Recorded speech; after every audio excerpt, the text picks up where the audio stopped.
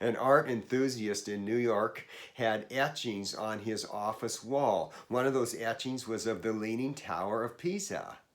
But he would come in the morning and the frame would be crooked. This happened over and over again. Finally, he talked to the person who cleaned the office, and she said, "Yes, I'm responsible for that. I'm trying to get the tower straight." But when she got the tower straight, it meant that the frame was crooked. And so it is with God's wisdom and the wisdom of this world. From God's point of view, the wisdom of this world will always be crooked. And from the world's point of view, God's wisdom will always seem crooked. Welcome to Truth Talk with Ed Skipper, published every Monday, Wednesday, and Friday. Let's look at this passage from the Apostle Paul, 1 Corinthians chapter 3, verses 18 to 20. Do not deceive yourselves. If any one of you thinks he is wise by the standards of this age, he should become a fool, so that he may become wise. For the wisdom of this world is foolishness in God's sight. As it is written, he catches the wise in their craftiness. And again, the Lord knows that the thoughts of the wise are futile. We're going to talk about 7 major lies that this world believes. We're talking about spiritual lies, not science or medicine or something like that. So here we go very quickly. Number 1 lie. As long as you're sincere, it doesn't matter what you believe.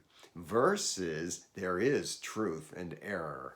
Number 2, God helps those who help themselves. Versus God helps those who admit they cannot help themselves and need God.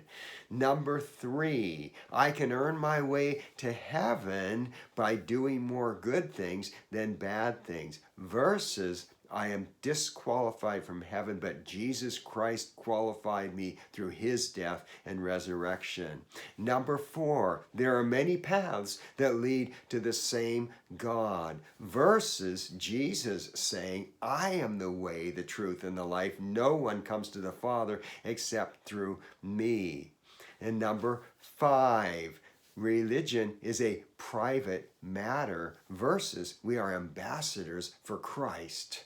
Number 6, love yourself first versus this first and greatest commandment, love the Lord your God with all your heart, soul, and mind. And number 7, God is all accepting versus there is a hell for those who reject him. Isaiah 55, 8 and 9, the Lord speaking, for my thoughts are not your thoughts, neither are your ways my ways, declares the Lord. As the heavens are higher than the earth, so are my ways higher than your ways, and my thoughts than your thoughts. Suppose that you were starting a preschool and someone had the bright idea of using preschoolers on your board. They said, hey, who knows the needs of preschoolers more than preschoolers? So you have a board made up completely of preschoolers, choosing curriculum, hiring the teacher, and so forth. How would that work?